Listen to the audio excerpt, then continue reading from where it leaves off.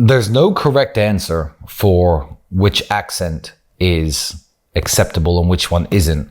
However, some accents are better than others, which is a shame because you can't really control your accent.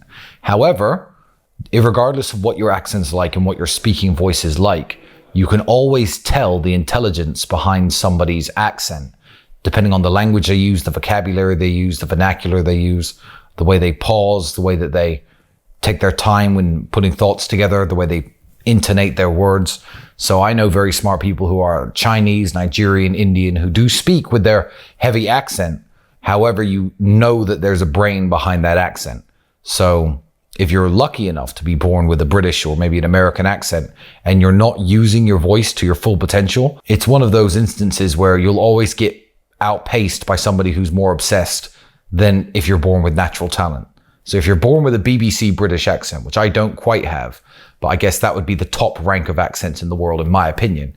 You know, if there's an Indian guy who can sell more than you and do more business than you and close more deals than you, despite the fact that his accent is a disadvantage, that's just because he works harder than you. So make sure that you do work on your vocabulary. Download stupid apps, word of the day.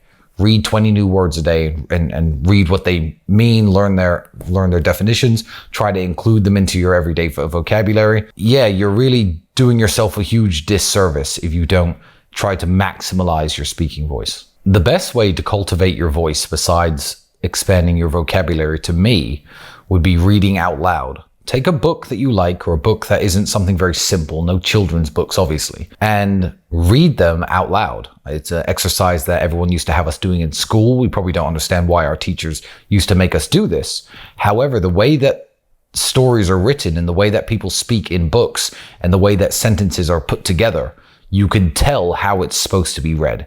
You can tell you're not supposed to just zoom through all the words like you do in your head when you're mentally reading it. So literally read it out loud. You can imagine how these characters are speaking to each other. You can imagine how they're trying to convey themselves, whether it be a sad moment of the book, an action-packed part of the book, somber, happy. It doesn't matter. You know what the characters are feeling at the time. So read out loud. And then when you find yourself speaking with your friends, if you find yourself talking really fast and you're umming and ahhing and you can't get your words together like this, then slow the fuck down. Slow down, think of what you want to say before you say it, and try to convey it in a very articulate, compendious way.